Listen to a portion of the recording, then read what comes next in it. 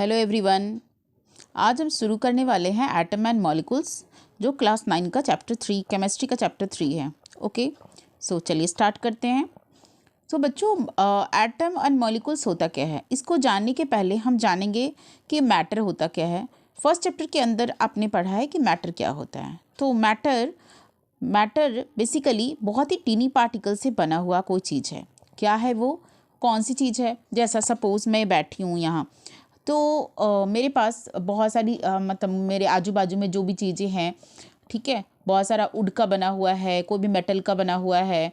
तो जो भी चीज़ें मुझे दिख रही हैं, या आप जहाँ पे भी बैठे हो वहाँ, या कुछ कर रहे हो, तो आपके आसपास में जो भी चीज़ें हैं, तो वो सब कुछ मैटर है। ठीक है, दुनिया में anything which has mass and occupies, जैसा कि हमने पढ़ा है चैप्टर 1 में, हमने पढ़ा है कि anything which has mass and occupies space is known as matter. तो मैटर क्या होता है? जो कुछ भी जिसका मास हो एंड ऑक्युपाइज स्पेस करे। मास प्लस स्पेस ऑक्युपाइज करता है, ठीक है, स्पेस ऑक्युपाई करे, उसे हम क्या कहते हैं बच्चों? उसे हम मैटर कहते हैं। और मैटर किसका बना होता है? तो मैटर जो बना होता है, matter is made up of tiny particles. Matter is made up of particles. कैसे पार्टिकल्स? बहुत ही छोटे छोटे पार्टिकल्स। ओके, तो मैटर बना होता है पार्टिकल्स से। और पार्टिकल्स किसके बने होते हैं? एटम के। ठीक है, पार्टिकल्स किसके बने होते हैं बच्चों? एटम के। तो ये पार्टिकल्स, क्या ये पार्टिकल्स ही एटम है? बिल्कुल भी नहीं, क्योंकि एक पार्टिकल्स को, सपोज ये पार्टिकल्स है, ठीक है, ये पार्टिकल्स, बहुत सारा ऐसे पार्टिकल्स एग्रीगेट हो जाता है। एग्रीगेट हो करके ये पार्टिकल्स क्या बनाता है? कोई भी मैटर को बनाता है। ठीक है, तो और ये यदि मैं एक पार्टिकल्स को यहाँ पे लेती हूँ, तो एक पार्टिकल्स को बनाने के लिए मिलियंस ऑफ एटम लगते हैं। मिलियंस ऑफ एटम, आप सोच भी नहीं सकते हो, इतने सारे एटम मिलके एक पार्टिकल्स को बनाते हैं। एक पार्टिकल्स को तो आप देख भी सकते हो, माइक्रोस्कोप से भी देख सकते हो, but we are not able to see the atom even with the high power microscope. मतलब उसके लिए स्पेशल टाइप ऑफ माइक्रोस्कोप आपको चाहिए देखने के लिए। ऐसे एटम को देखना इज इम्पॉसिबल। तो बात यह है कि सबसे पहले ये एटम एंड मॉलिक्यूल्स के बारे में बताया किसने? तो आपको पता है कि पुराने टाइम में, एंशियंट टाइम में, हमारे यहाँ मतलब इतना सारा रिसर्चेस नहीं होता था। दुनिया में लोग इतने साइंटिस्ट नहीं थे, इतने सारे रिसर्चेस नहीं होता था, लोग इतना कुछ जानते नहीं थे। तो जो ऋषि वगैरह जो होते थे, वही लोग जो बोलते थे, कुछ बताते थे, वही लोग ज़्यादा पढ़ते लिखते थे, रिसर्चेस करते थे, वही रूल और लॉ बन जाता था। तो हमारे यहाँ जो एक फिलोसफर थे, मतलब एक ऋषि थे, महर्षि कनद, उन्होंने बताया कि मैटर क्या है? मैटर इज बेसिकली अ पदार्थ। क्या बताया उन्होंने? कि मैटर इज पदार्थ। ओके, किसने बोला ये बातें? मैटर इज पदार्थ। ये बातें किसने बोला? ये बातें महर्षि कनद ने बोला था। ठीक है, मैटर इज अ पदार्थ। ओके, तो ये कब की बात है? Around 500 BC। अराउंड 500 BC की बात है। सोचो अभी से कितना पहले, अराउंड 500 BC ये महर्षि कनद थे जिन्होंने बताया कि मैटर इज अ पदार्थ। और Indian philosopher Maharshi Kanad postulate the theory if we go on, और उन्होंने ये भी कहा कि if we go on dividing matter we will obtain smallest particle. उन्होंने ये भी कहा कि यदि मैटर को आप डिवाइड करोगे ना, तो आपको क्या मिलने वाला है? आपको छोटे छोटे पार्टिकल्स मिलने वाला है। और उस पार्टिकल्स को क्या फर्दर डिवाइड कर सकते हो? तो उन्होंने कहा कि नहीं, beyond which further division can not be possible. मतलब कि आपको तोड़ते तोड़ते, पदार्थ को तोड़ते तोड़ते एक ऐसा पॉइंट आएगा जहाँ पे उसके फर्दर डिवीजन जो है पॉसिबल। जैसे ये सपोज ये पार्टिकल्स है, अब इसको मैंने इतने पीसेस में तोड़ा, इतने छोटे पीसेस में तोड़ दिया कि जिसके फर्दर डिवीजन जो है पॉसिबल नहीं है। एंड उसे हम क्या बोलेंगे? जिसे हम और फर्दर डिवाइड नहीं कर सकते, उसे हम बोलेंगे परमाणु। ठीक है, उसके बाद जो है एंशियंट ग्रीक फिलोसफर आए, डेमोक्रेटस एंड ल्यूसिपस। इन्होंने कहा, इन्होंने इस पार्टिकल्स को क्या बोला? एटम बोला।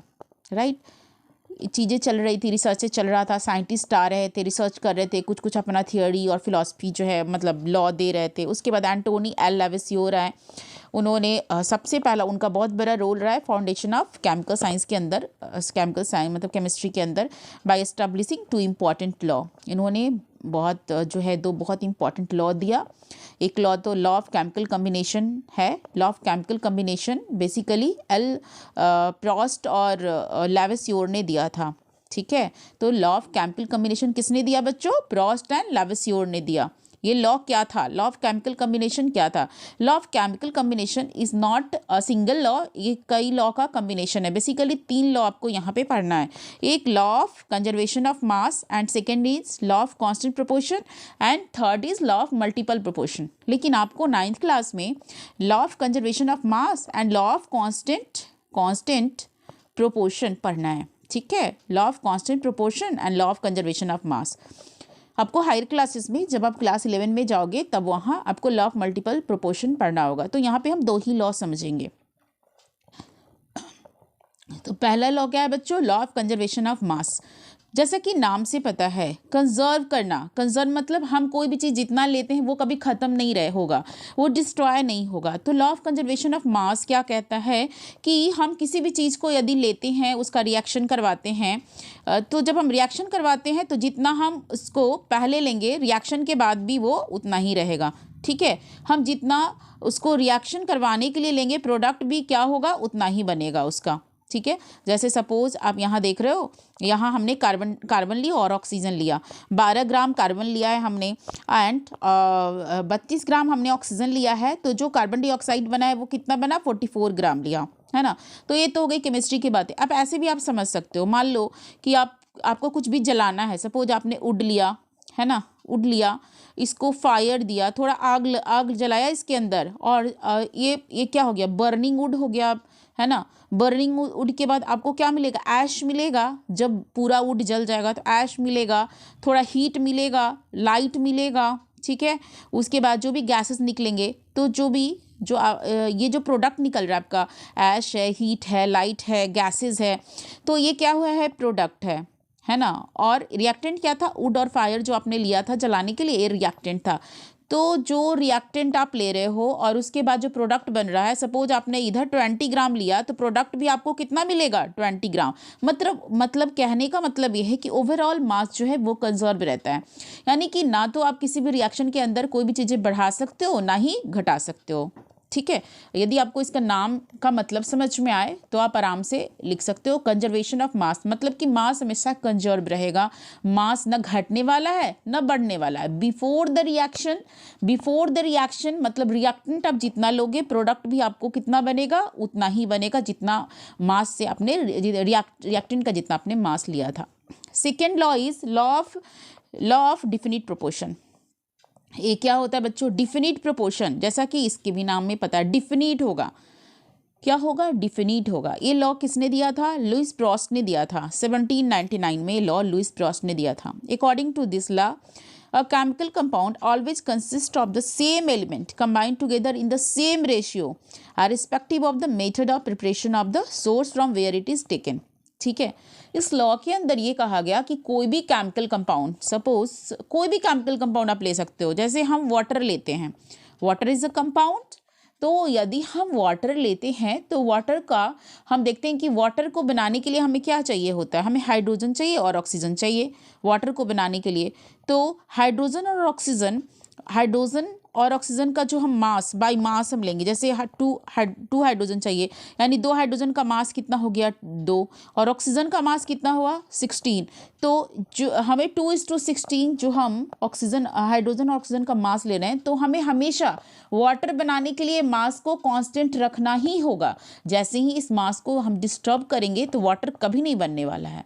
अब आप बोलोगे कि यदि मैं बिस्लरी का वाटर लेता हूँ, मैं बहुत ही प्योर वाटर लेता हूँ, मैं अमेरिका से वाटर लेके आता हूँ, मैं कनाडा से वाटर लेके आता हूँ, आप कहीं से वाटर लेके आओ, चाहे आप दूसरे ग्रह से ही वाटर क्यों नहीं लेके आओ, वाटर जो है हमेशा इसका जो सिंपलेस्ट रेशियो आएगा 1:8 ही होगा। यानी कि 2 हाइड्रोजन का एटम और 1 ऑक्सीजन का एटम मिलके वाटर बनाएगा। यदि मास की बात करें तो 1:8 हाइड्रोजन ऑक्सीजन का मास क्या आएगा? 1:8 रेशियो में ये कंबाइन करेगा, तभी ये वाटर बनाने वाला है, ठीक है? जैसे ही आप इसके मास को डिस्टर्ब करोगे, ये वाटर नहीं बनने वाला, ठीक है? तो सिर्फ ये ऐसा नहीं कि सिर्फ वाटर के साथ कोई भी केमिकल कंपाउंड बना लो। जैसे सपोज आप वाटर नहीं बना के आप कार्बन डाइऑक्साइड बना रहे हो। क्या बना रहे हो आप? कार्बन डाइऑक्साइड बना रहे हो। तो देखो कार्बन का कितना होता है? एटॉमिक मास 12 होता है। ऑक्सीजन का एटॉमिक मास 16 होता है। तो यहाँ पे 2 ऑक्सीजन है, तो 2 ऑक्सीजन का एटॉमिक मास 32 हो जाएगा। आप इसको सिंपलेस्ट होल नंबर में काटो तो 3:8। तो ये जब भी कार्बन डाइऑक्साइड आपको बनाना होगा, आप इसका जो है इसका रेशियो 3:8 ही रखना होगा। जैसे ही इस रेशियो को आप डिस्टर्ब करोगे, कार्बन डाइऑक्साइड नहीं बनने वाला है। समझ में आया दोनों लॉ? पहला लॉ क्या था बच्चों? पहला लॉ था law of conservation of mass, यानी कि मास हमेशा कंजर्व होगा। दूसरा लॉ क्या था? लॉ ऑफ डिफिनिट प्रोपोर्शन या कांस्टेंट प्रोपोर्शन भी इसको हम बोलते हैं। मतलब ये प्रोपोर्शन जो है हमेशा क्या होगा? प्रोपोर्शन कांस्टेंट होगा। और कैसे लेना है इस प्रोपोर्शन को? Ratio of mass. Okay, means जो भी आप एटम के रेशियो लोगे वो बाय मास लोगे, मास का रेशियो लोगे जो हमेशा कांस्टेंट होता है। ओके, चलिए आगे चलते हैं। ठीक है, इसके बाद ये सारी चीज़ें चल रही थी, तभी हमारे डाल्टन साहब आते हैं। और डाल्टन साहब जो है वो डाल्टन एटॉमिक थियोरी देते हैं। ठीक है, क्या देते हैं वो? डाल्टन एटॉमिक थियोरी, जो उस समय का बहुत ही फेमस थियोरी था। Okay, wait. तो डाल्टन एटॉमिक थियोरी क्या था बच्चों? इसे देखते हैं।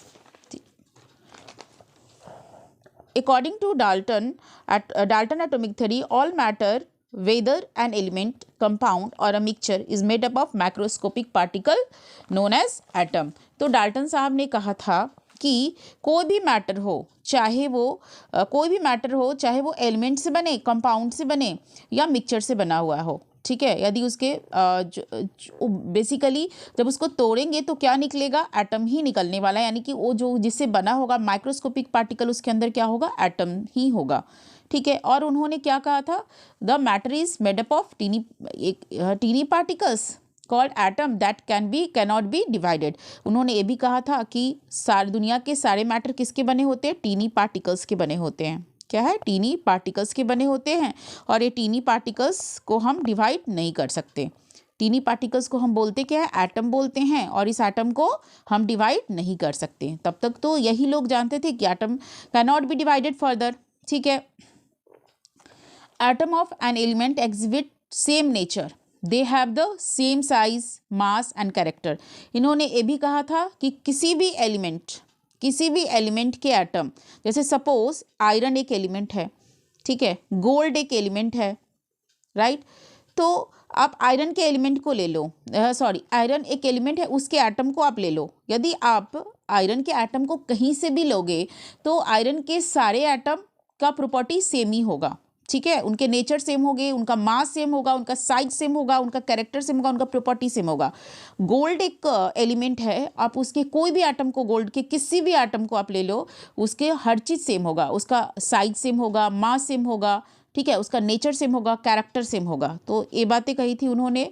और उन्होंने कहा था कि atom of different element exhibit variant nature, यानी कि सेम एलिमेंट, जैसा कि हमने देखा कि सेम एलिमेंट के एटम के नेचर सेम होंगे तो डिफरेंट एलिमेंट के एटम के नेचर डिफरेंट होंगे। जैसे कि आपने क्या लिया था अभी? आयरन लिया है ना, गोल्ड लिया, ठीक है। तो आयरन और गोल्ड एक अलग अलग एलिमेंट है। तो यदि इनके एटम के नेचर को हम मिलाएं तो जो प्रॉपर्टी आयरन शो करेगा वो गोल्ड का बिल्कुल भी नहीं होगा। दोनों के प्रॉपर्टी में काफ़ी वेरिएशन होगा क्योंकि ये डिफरेंट एलिमेंट है। ठीक है, और इन्होंने ये भी कहा था कि atom are neither created not destroyed during a chemical reaction. इन्होंने ये भी कहा कि एटम को ना तो हम तोड़ सकते हैं और ना ही डिस्ट्रॉय कर सकते हैं किसी भी केमिकल रिएक्शन के समय। ओके, और atom are very small, they are smaller than anything that we can imagine और कंपेयर विथ। बोला कि एटम जो होता है वो बहुत ही स्मॉल होता है और उसको मतलब हम जितना भी सोच सकते हैं उससे भी बहुत छोटा। ओके, चलिए देखते हैं इन्होंने क्या कहा था। All matter is made up of atom. Okay, in a chemical reaction atom are indivisible particle that can not be formed और destroy a given element. Atom have the same mass and chemical characteristic. ये सारी बातें मैं discuss कर चुकी हूँ। The masses and chemical characteristic of atom of a various element are differ. Compound are form when atom join in a ratio of tiny whole number. इन्होंने ये कहा था कि कोई भी कंपाउंड कैसे बनता है जब कोई भी एटम जो है टीनी होल नंबर रेशियो में कंबाइन होता है। ओके, एंड किसी भी गिवन कंपाउंड के अंदर the number and type of atom remain constant, हमेशा कांस्टेंट होता है, जो अभी मैंने आपको वाटर के केस में बताया। तो ये वाला जो प्रॉपर्टी था कि किसी भी कंपाउंड के अंदर जो रेशियो होता है एटम का हमेशा कांस्टेंट होता है, ये लॉ ऑफ रिलेट करता है लॉ ऑफ कांस्टेंट प्रोपोर्शन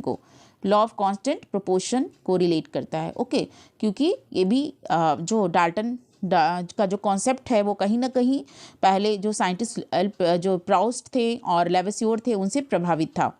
ठीक है, और एक और है जो इन्होंने बोला था, atom can neither be created nor destroyed, and in a given atom have the same mass and chemical characteristic. Chemical reaction atom are indivisible. Okay, atom are indivisible particles that cannot be created or destroyed. Okay, तो इन्होंने ये बातें भी कही थी जो कहीं ना कहीं एल प्रॉस्ट और लेवेसियोर से प्रभावित था, क्योंकि उन्होंने भी बोला था कि जो एनर्जी जो मास होता है वो कंजर्व होता है, तो उनके लॉ से प्रभावित होकर के इन्होंने ये बातें कही थी। ठीक है, तो ये तो है डाल्टन एटॉमिक थ्योरी। लेकिन जैसा कि आप जानते हो, जब कोई साइंटिस्ट आते हैं, कोई रूल या लॉ बनाते हैं, बाद में उनकी कुछ खूबियाँ या खामियां भी निकल के आती है। तो इस तरीके से डाल्टन्स की भी कुछ लिमिटेशंस है, डाल्टन्स के थ्योरी के भी कुछ लिमिटेशंस है।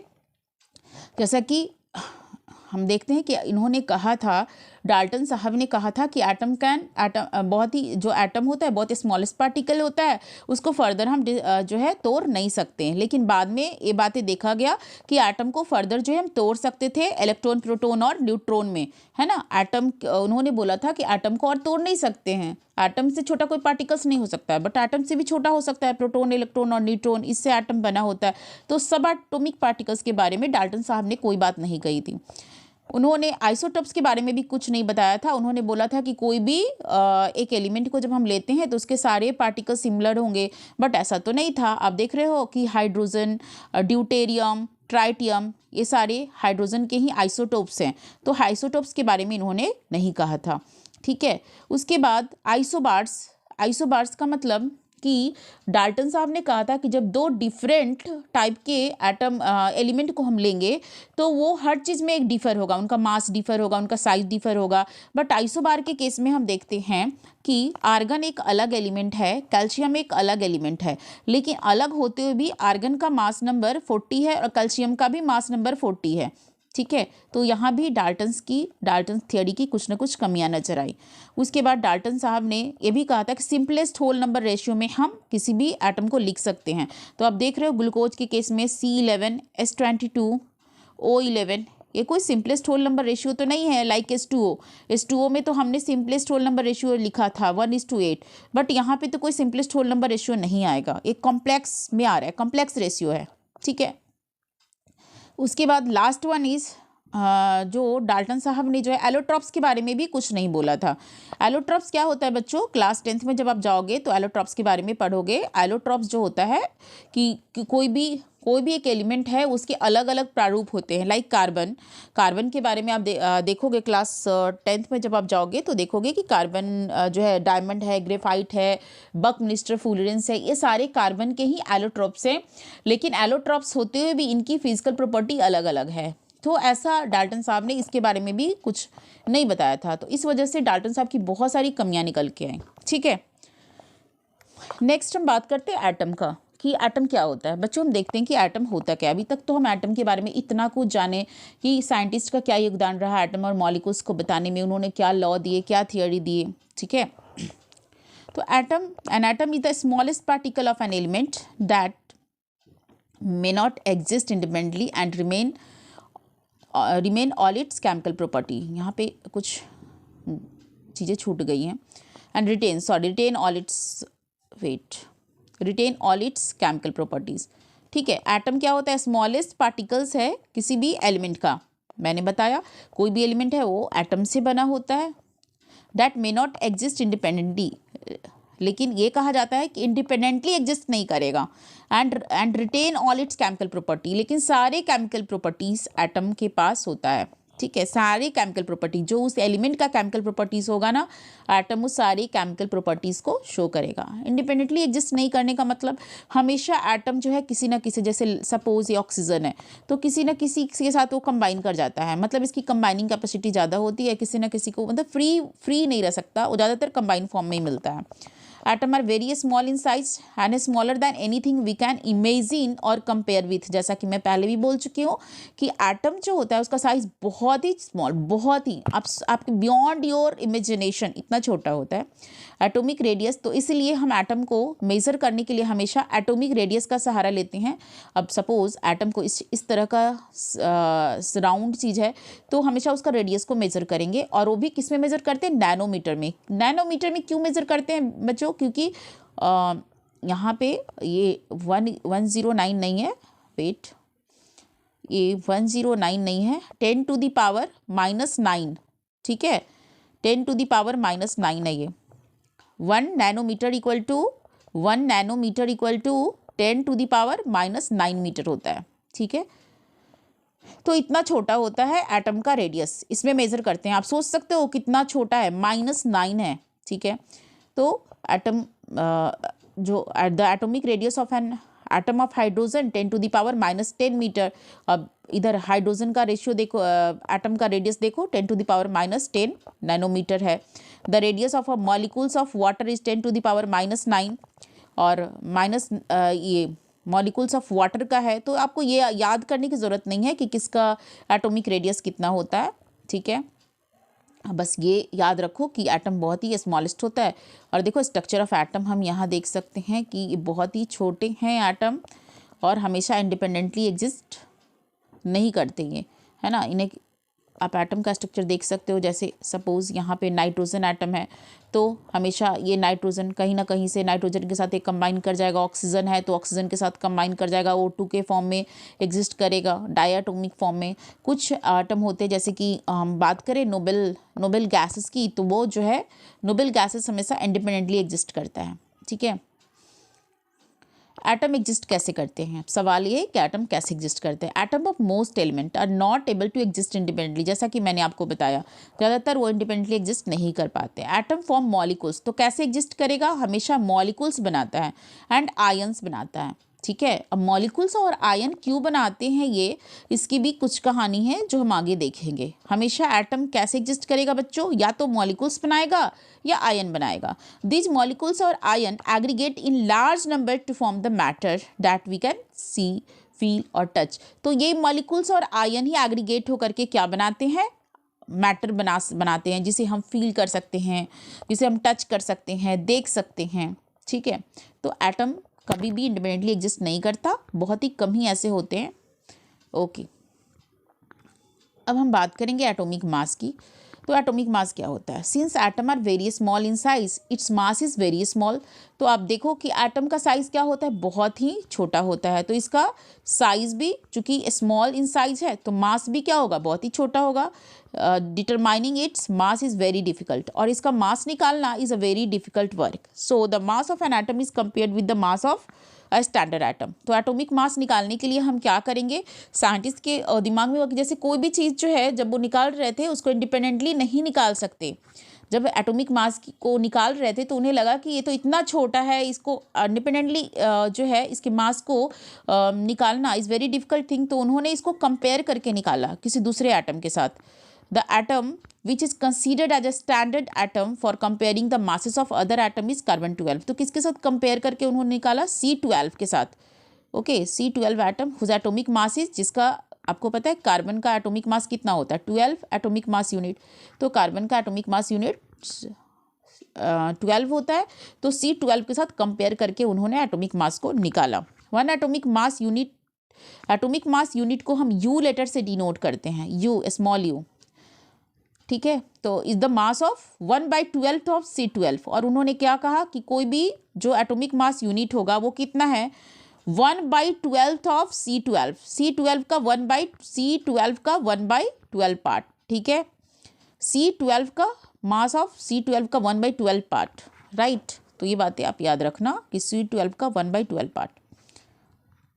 The atomic mass of an element is defined as the average mass of an atom of the element compared with 1/12 of the mass of C12। तो जो भी कार्बन 12 के 1/12 पास से ही मेज़र करके हम किसी भी एटॉमिक मास को निकालते हैं। Okay, very important topic atomicity. तो एटोमिसिटी बच्चों बहुत बार पूछा जाता है, बहुत ही बार। तो क्या होता है atomicity? Total number of atom constituting a molecules is known as atomicity. तो किसी भी मॉलिक्यूल्स को बनाने में टोटल नंबर ऑफ एटम कितने लगे हैं, ठीक है, उसी को हम एटोमिसिटी कहते हैं। तो कुछ एटम मोनो एटोमिक होते हैं, लाइक आर्गन मोनो एटोमिक है, हमेशा वो आर्गन के फॉर्म में, मतलब जो भी आपका नोबेल गैसेस है ना वो मोनो एटोमिक होते हैं। हीलियम, ये भी एक नोबेल गैस है, मोनो एटोमिक, हमेशा अलग अकेले रह सकता है। ऑक्सीजन डाया एटोमिक है, ऑक्सीजन कभी भी अकेले नहीं रहेगा। डाया एटोमिक, हमेशा O2, हमेशा O और O कंबाइन करके रहता है, जब भी होगा तो O2 के फॉर्म में मिलेगा। हाइड्रोजन भी H2 के फॉर्म में मिलता है, नाइट्रोजन भी N2 के फॉर्म में मिलता है, डायाटोमिक है। एंड क्लोरीन भी डायाटोमिक है। उस तरह से फॉस्फोरस पॉलीएटोमिक है। फॉस्फोरस जब भी होगा तो P4 के फॉर्म में होगा। सल्फर जब भी होगा तो S8 के फॉर्म में होगा। तो बोलो इसमें पढ़ने की क्या चीज़ है भाई, इतना आसान है, आराम से निकाल लेंगे। लेकिन जैसे आपको वहाँ पे अब वो लिख के नहीं देंगे। अब जैसे आपको क्वेश्चन होगा कि आर्गन की एटोमिसिटी बताओ, तो आप कैसे बताओगे आर्गन की एटोमिसिटी? आपको पता होना चाहिए कि आर्गन जब भी होगा तो अकेले होगा। आपको पूछा जाएगा कि सल्फर की एटोमिसिटी क्या होगा, फॉस्फोरस की एटोमिसिटी क्या होगा, तो इसके लिए आपको पता होना चाहिए कि फॉस्फोरस हमेशा P4 बनाता है, सल्फर हमेशा S8 बनाता है। आपसे पूछा जाएगा क्लोरीन की एटोमिसिटी बताओ, तो आपसे जो भी ये सारी चीज़ें पूछा जाएगा तो आपको पता होना चाहिए कौन डायाटोमिक है, कौन ट्रायाटोमिक है, कौन पॉलीएटोमिक है, किस फॉर्म में एग्जिस्ट करता है। ओके, फिर आप नंबर ऑफ जो भी एटम है काउंट करके बता दोगे। अब चलिए मॉलिक्यूल्स की बात कर लेते हैं। मॉलिक्यूल्स क्या होता है? Molecules is the smallest particle of an element which element or compound which exist independently and show all the property of that substance। Okay, यहाँ पे क्या है? ऑफ है। तो मॉलिक्यूल्स क्या है? स्मॉलेस्ट पार्टिकल, किसी भी एलिमेंट का smallest particles which exist independently. तो मॉलिक्यूल्स आपने देखा एटम इंडिपेंडेंटली एग्जिस्ट नहीं करता है, लेकिन मॉलिक्यूल्स इंडिपेंडेंटली एग्जिस्ट कर सकता है। And show all the property of that substance, और मॉलिक्यूल्स उस सब्सटेंस की सारी प्रॉपर्टी को शो करेगा। Molecules is a group of two और more element that are held together by attractive forces. जैसे कि हमने देखा O2 के मॉलिक्यूल्स, तो आपने देखा कि ये O2 में क्या है? दो ऑक्सीजन एक दूसरे के साथ बॉन्डेड है। अट्रैक्टिव फोर्सेस मतलब कोई बॉन्ड, ठीक है। फॉस्फोरस, ठीक है। तो ये सारे क्या है? मॉलिक्यूल्स है। लेकिन ये कैसे मॉलिक्यूल्स है? मॉलिक्यूल्स ऑफ एलिमेंट है ना। मीन्स कोई भी एलिमेंट अपने सेम एलिमेंट के साथ मिलके मॉलिक्यूल्स बना सकता है, जैसे कि O2 के अंदर, P4 के अंदर हमने देखा। बट सम टाइम क्या होता है कि ये एलिमेंट जो है दूसरे एलिमेंट के साथ मिलके मॉलिक्यूल्स बनाए। लाइक H2O की बात करते हैं हम, तो H2O एक वाटर एक कंपाउंड भी है, और H2O के अंदर आपने देखा 2 हाइड्रोजन और 1 ऑक्सीजन मिल के क्या बनाया है? 1 मॉलिक्यूल्स ऑफ वाटर बनाया है, ठीक है। तो ये मॉलिक्यूल्स ऑफ कंपाउंड है। मॉलिक्यूल्स ऑफ कंपाउंड क्यों? क्योंकि यहाँ पे वाटर एक कंपाउंड है। O2 क्या है? मॉलिक्यूल्स ऑफ एलिमेंट है। O2 क्या है? मॉलिक्यूल्स ऑफ एलिमेंट है, क्योंकि O2 सेम एलिमेंट के अंदर ये मॉलिक्यूल्स बना रहा है। So atom of the same element और different element can join together to form molecules. तो आपने देखा कि या तो सेम एलिमेंट मिल के कंपाउंड बनाएगा, या तो डिफरेंट एलिमेंट। लाइक H2O के अंदर हमने देखा डिफरेंट एलिमेंट है, CO2 के अंदर हमने देखा डिफरेंट एलिमेंट है, HCl के अंदर हमने देखा डिफरेंट एलिमेंट है। तो ये सारे डिफरेंट एलिमेंट मिल के कंपाउंड बनाते हैं, तो इसको मॉलिक्यूल्स ऑफ कंपाउंड बोलेंगे। और सेम एलिमेंट जैसे Cl2 आप देख रहे हो, O2 आप देख रहे हो, N2 आप देख रहे हो, सारे सेम एलिमेंट है, तो सेम एलिमेंट का कंपाउंड है। ओके, तो स्ट्रक्चर ऑफ मॉलिक्यूल आप देखो, मॉलिक्यूल के कैसे स्ट्रक्चर हो सकते हैं। तो देखो यहाँ पे जो है हाइड्रोजन सेम एलिमेंट के मॉलिक्यूल्स है, ऑक्सीजन सेम एलिमेंट के, नाइट्रोजन सेम एलिमेंट्स के मॉलिक्यूल्स है, क्लोरीन सेम एलिमेंट्स के मॉलिक्यूल्स है। ये देखो NO same different elements, molecules of compound H2O molecules of compound, NO2 यहाँ पे भी मॉलिक्यूल्स ऑफ कंपाउंड है, CO2 मॉलिक्यूल्स ऑफ कंपाउंड है, ठीक है। यहाँ पे देखो CH4 है, मॉलिक्यूल्स ऑफ कंपाउंड है। तो जब डिफरेंट एलिमेंट कंबाइन करके मॉलिक्यूल्स बनाएगा तो उसको मॉलिक्यूल्स ऑफ कंपाउंड, और सेम एलिमेंट कंबाइन करके मॉलिक्यूल्स बनाएगा तो मॉलिक्यूल्स ऑफ एलिमेंट बोलेंगे, ठीक है। अब बात करते हैं मॉलिक्यूलर मास का। तो मॉलिक्यूलर मास क्या होता है बच्चों? तो मॉलिक्यूल्स का मास, मॉलिक्यूलर मास मतलब जो भी मॉलिक्यूल्स है, जैसे कि आप देख रहे हो वाटर, तो वाटर यहाँ पे कुछ रॉन्ग है, यहाँ पे 18 होगा, 18 होगा, तो इसके मास लिखो, मॉलिक्यूल्स के मास लिखो। तो आपको पता है हाइड्रोजन के मास कितने होते हैं? 2। एक हाइड्रोजन का मास 1 होगा, 2 हाइड्रोजन का मास 2 होगा, और ऑक्सीजन का मास कितना होता है? 16। ठीक है, तो 16 और 2 18। तो वाटर के कितने मास हो गए? 18 एटॉमिक मास यूनिट। कितने हो गए? 18 एटॉमिक मास यूनिट। वाटर के कितने मास हो गए? 18 हो गया। उस तरह से हम किसी का भी निकाल सकते हैं। देखो यहाँ H2SO4 लिखा है, H का जो मास है वो 2 होगा, और प्लस कितना? 2H है तो 2 हो जाएगा। सल्फर का मास कितना हो जाएगा? 32, 32, और प्लस ऑक्सीजन का मास कितना हो जाएगा? 4 × 16, क्योंकि एक ऑक्सीजन का 16 होता है और 4 का 64 हो जाएगा। हम सारे को ऐड कर देंगे, 34 प्लस 64, तो टोटल मास इसका हो जाएगा 98। तो यहाँ पे सल्फ्यूरिक एसिड का मास कितना हो जाएगा? 98U, यानी कि 98 एटॉमिक मास यूनिट। यहाँ 94 रॉन्ग लिखा हुआ था। ओके, ठीक है। उसके बाद हम आते हैं आयंस की बात करते हैं। ठीक है, तो आयंस क्या होता है? चार्ज स्पीसीज को हम आयन कहते हैं। ठीक है, चार्ज स्पीसीज को हम आयन कहते हैं। आयन क्या होता है बच्चों? आयन बेसिकली 2 तरह का होता है। आयन 2 तरह का होता है, पॉजिटिव आयन या फिर नेगेटिव आयन। ठीक है, चार्ज है ना, या तो प्लस चार्ज होगा या माइनस चार्ज होगा। Positive ion loss of electron of, कैसे बनता है पॉजिटिव आयन? कैसे बनता है? Due to loss of electron. Positive ion कैसे बनता है? Due to loss of electron. और नेगेटिव आयन बनाने के लिए क्या करना होगा? गेन करना होगा, गेन ऑफ इलेक्ट्रॉन। तो पॉजिटिव आयन के लिए क्या करना होगा? लॉस करना होगा इलेक्ट्रॉन का, और नेगेटिव आयन बनाने के लिए इलेक्ट्रॉन का क्या करना होगा? गेन करना होगा।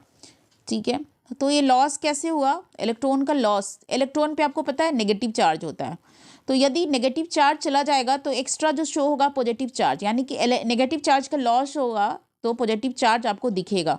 तो जहाँ पे भी कटायन होगा, cation always show positive charge. ठीक है, यानी कि इलेक्ट्रॉन का लॉस करके वो कटायन बना है। और जहाँ पे अनायन होगा जो कि नेगेटिव चार्ज शो करता है, नेगेटिव चार्ज चला तो इसमें क्या है? Gain of electron. एक इलेक्ट्रॉन का क्या किया है? गेन किया है, यानी कि अनायन ने इलेक्ट्रॉन का गेन किया है। तो इलेक्ट्रॉन का जब गेन किया है तो इसके ऊपर नेगेटिव चार्ज दिखेगा कि नेगेटिव चार्ज का गेन किया है।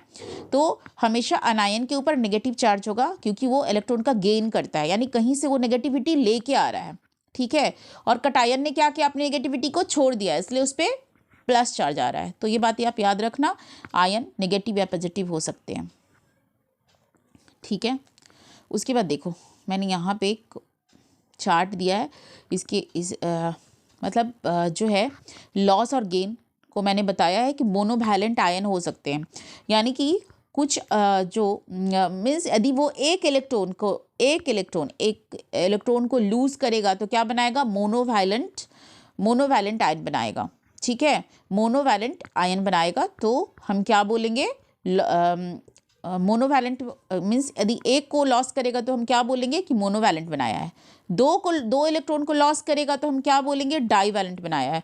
3 को लॉस करेगा तो हम क्या बोलेंगे? ट्राईवैलेंट बनाया है। तो सारे मोनोवैलेंट, जैसे हाइड्रोजन हमेशा मोनोवैलेंट बनाता है। तो हाइड्रोजन देखो, एक इलेक्ट्रॉन को लॉस किया, ठीक है, एक इलेक्ट्रॉन हाइड्रोजन के पास था, इसको लॉस किया तो मोनोवैलेंट आयन बनाया।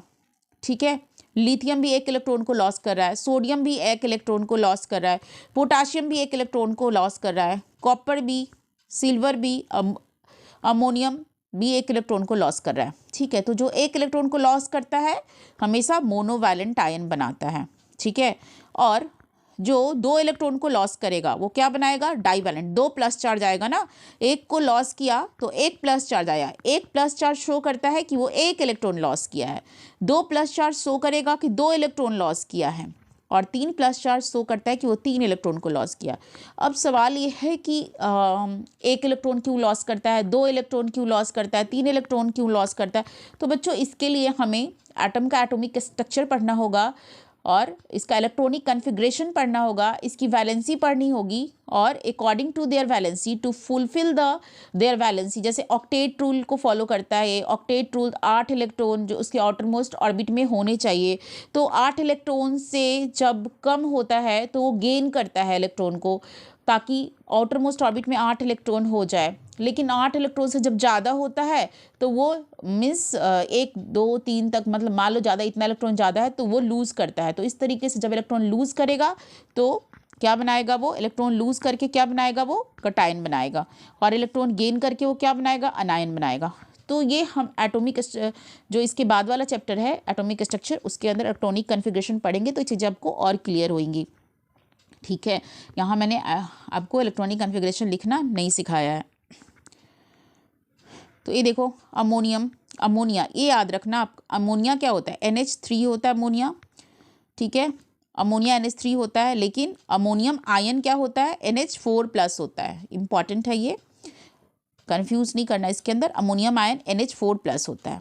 ठीक है, NH4+ कैसे हो गया, जैसे अमोनिया है NH3 है, तो यदि ये H+ को क्या बोलते हैं, प्रोटोन, H+ प्रोटोन यदि ये गेन किया कहीं से, तो इसके पास क्या हो गया, NH3 से क्या हो गया, NH4 और प्लस आयन, तो इस तरह से बना अमोनियम आयन।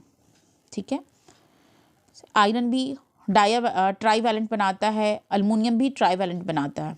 चलिए, तो ये तो हो गया, जितने प्लस बनाने वाले होंगे बच्चों, ये जो भी कटायन होंगे सारे क्या होंगे, कटायन हैं। कटायन कौन बनाता है, हमेशा मेटल बनाता है। Metal always form cation, metal always form cation. ठीक है, मेटल हमेशा इलेक्ट्रॉन देता है। ठीक है, non metal always take electron, metal electron देता है और नॉन मेटल इलेक्ट्रॉन को लेता है, इसलिए नॉन मेटल हमेशा क्या बनाता है, अनायन। नॉन मेटल क्या बनाता है बच्चों, नॉन मेटल बनाएगा अनायन। तो जैसे ही अनायन की बात आए, जैसे ही आपको नेगेटिव चार्ज दिखता है कहीं पे, तो आपको क्या समझ लेना है, ये नॉन मेटल है और ये अनायन है।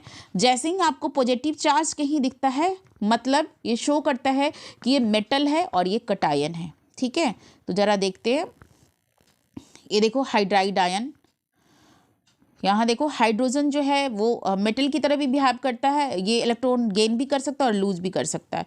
तो ये देखो hydride ion H-, hydroxide ion OH-, chloride ion Cl-, ये सारे नॉन मेटल है। ब्रोमाइड, आयोडाइड, नाइट्राइट और नाइट्रेट, ये देखो नाइट्राइट और नाइट्रेट, आइट और एट। तो यहाँ पे आप देखो नाइट्राइट क्या है, NO2- और NO3, याद रखना NO2- नाइट्राइट है और NO3 नाइट्रेट है।